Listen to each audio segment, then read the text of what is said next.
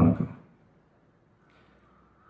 என் லைஃப்பில் இந்த மாதிரி ஒரு பெயின்ஃபுல்லான ஒரு சுச்சுவேஷனை நான் ஃபேஸ் பண்ணதே கிடையாது. மனசு முழுக்க வலி வலி மட்டும்தான். இந்த சுற்றுப்பயணத்தில் என்னென்ன மக்கள் பார்க்க வராங்க, அதுக்கு ஒரே ஒரு காரணம் தான், அவங்க என் மேலே வச்சிருக்கிற அன்பும் பாசம். அந்த அன்புக்கும் பாசத்துக்கும் நான் எப்பவும் கடமைப்பட்டிருக்கிறேன்.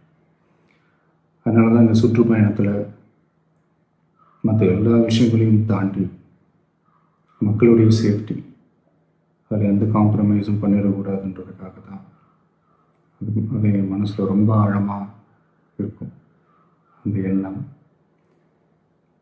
அதனால தான் இந்த அரசியல் காரணங்கள் எல்லாத்தையும் தவிர்த்துட்டு ஒதுக்கி வச்சுட்டு மக்களுடைய சேஃப்டி மட்டும் மைண்டில் வச்சுக்கிட்டு அதுக்கான இடங்களை சூஸ் பண்ணுறது, அதுக்கான இடங்களை பார்த்து பெர்மிஷன் கேட்குறது, போலீஸ் டிபார்ட்மெண்ட்டில் அதை ரிக்வெஸ்ட் பண்ணி கேட்போம்.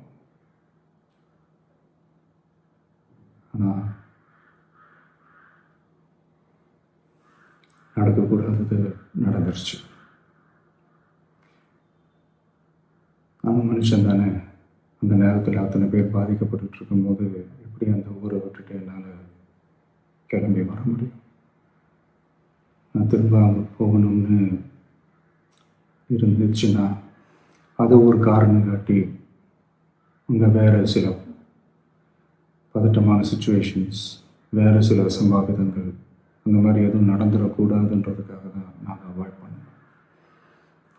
இந்த நேரத்தில் சொந்தங்களை இழந்து தவிக்கிற அத்தனை குடும்பங்களுக்கும் என்னுடைய ஆழ்ந்த இரங்கலை தெரிவிச்சுக்கிறேன். எனக்கு தெரியும், என்ன சொன்னாலும் இது ஈடையாகாதுன்னு எனக்கு தெரியும்.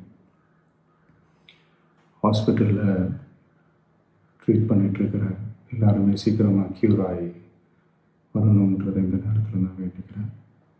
கூடிய சீக்கிரமே உங்கள் எல்லாரையும் நான் சந்திக்கிறேன். இந்த நேரத்தில் எங்களுடைய வலிகளை, எங்களுடைய நிலைமையை புரிஞ்சுக்கிட்டு எங்களுக்காக பேசின அரசியல் கட்சிகளை சார்ந்த நண்பர்கள், தலைவர்கள் அனைவருக்கும் என்னுடைய நன்றியை தெரிவிச்சுக்கிறேன்.